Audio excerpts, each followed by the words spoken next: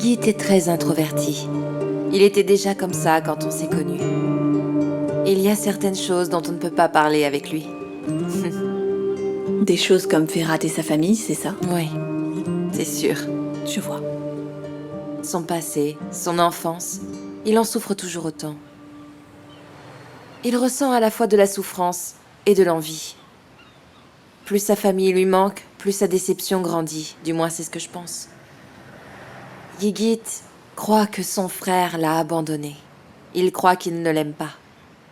Il pense que s'il l'aimait, il ne l'aurait jamais abandonné. Ferhat ne gagnerait pas un père, mais il perdrait Nektet. Et Yigit et Gulsum. C'est vrai, j'ai raconté un gros mensonge, mais je n'avais pas d'autre choix.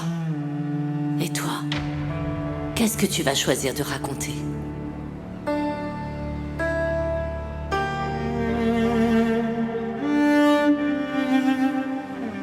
Suna, si tu veux bien m'excuser, je dois y aller maintenant. C'est toi qui vois. Reviens quand tu veux. D'accord. Avec plaisir. Asli, tu as certainement un doute sur quelque chose, mais tu n'en es pas sûr. Et tu ne veux pas m'en parler, n'est-ce pas? Je te l'ai déjà dit, Suna. Je suis venue parce que je n'ai nulle part où aller et je voulais respirer un peu. Très bien.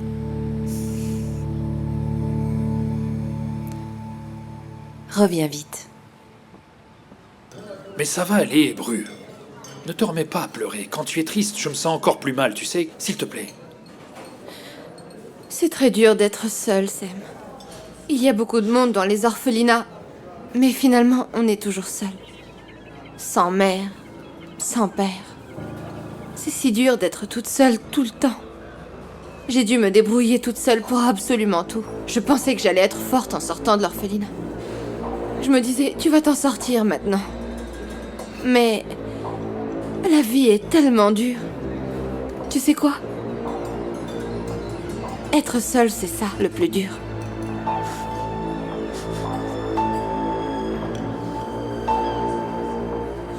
Je suis là. D'accord? Je sais. Je te remercie. Écoute. Je ne sais pas comment te dire ça, mais... Depuis... la première fois que je t'ai vu, j'ai voulu être avec toi, Bru.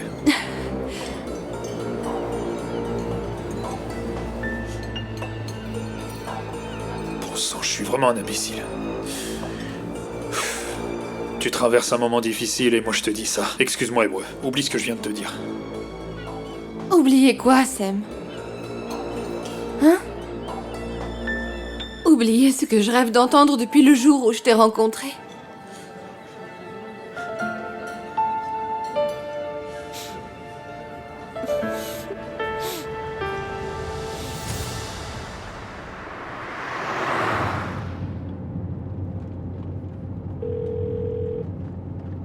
Allô? Est-ce que tout va bien? Ferhat, Vas-y, dis-moi, Dilsiz. Asli est allé chez le procureur. Quoi? Mais... pourquoi tu ne me l'as pas dit? Pourquoi tu ne m'as pas prévenu? Et elle est restée longtemps avec lui? Est-ce qu'elle est encore là-bas, dis-moi? Non. Elle se promène sur l'esplanade. Je la suis de près. Bien, continue à la suivre, Dilsiz. J'arrive tout de suite. À tout à l'heure, d'accord?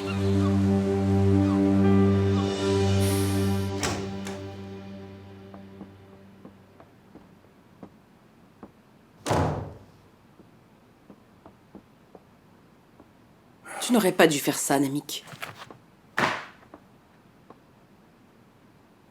J'étais vraiment capable d'y arriver. J'aurais pu surmonter tout ça. Je ne me sens plus aussi fort qu'auparavant. Je t'avais dit que je voulais être à tes côtés dans tout ça, Namik. Je t'avais dit que je voulais te soutenir. Mais même toi, tu m'exclus de ce qui t'arrive. Tu m'éloignes de toi à chaque fois. Et je ne sais pas pourquoi, mais je suis tellement entêtée qu'à chaque fois que tu me repousses, je me rapproche plus de toi. Peu importe.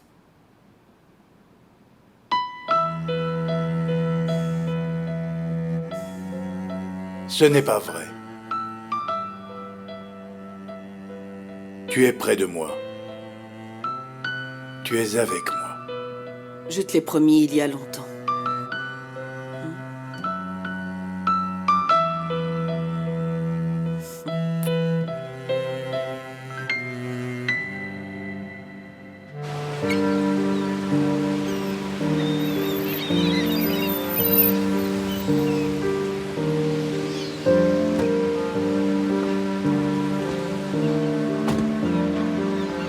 Où elle est?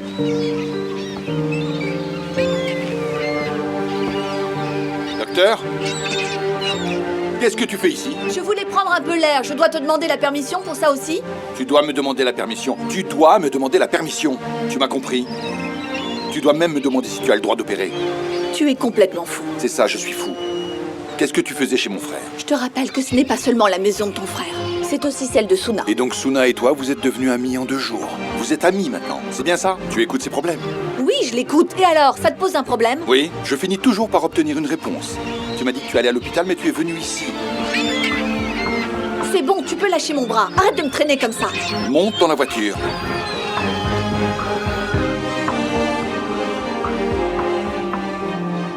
Mais tu vas arrêter de me pousser? Je vais rentrer de toute façon. Ne m'oblige pas à répéter alors. Mais enfin, qu'est-ce qui se passe, Ferrat? Vous n'arrêtez jamais de vous disputer. On a déjà assez bien de problèmes comme ça. Mêle-toi de ce qui te regarde. Je me suis fait comprendre? Sa fille est morte. Quoi?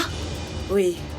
Quelqu'un lui a volé son argent sur une aire d'autoroute avant de l'assassiner et de s'enfuir.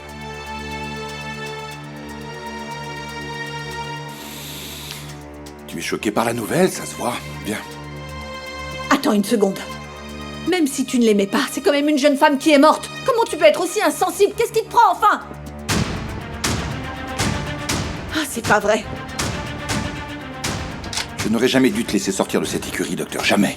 Mais qu'est-ce que j'ai fait? Tu ne retourneras jamais chez Yigit. Tu m'as bien compris, tu ne retourneras jamais chez lui.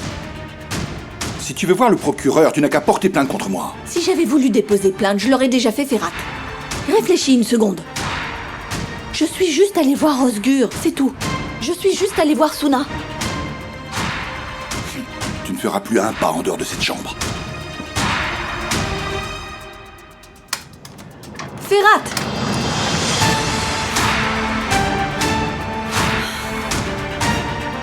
Ça commence à bien faire.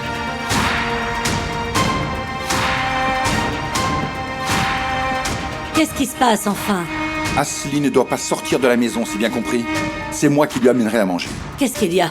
Qu'est-ce qu'elle a fait pour t'énerver? Écoute, si quelqu'un me désobéit, ça se passe très mal. Ne me posez pas de questions, je vous préviens, ne me posez pas de questions. Ne t'inquiète pas, je vais prévenir tout le monde. Où est Namik? Ça a fini par arriver. Ton oncle est passé à côté de sa carrière parce qu'il n'avait pas d'autre choix. Il a annoncé à la conférence de presse qu'il allait retirer sa candidature. Et il doit être à l'entreprise.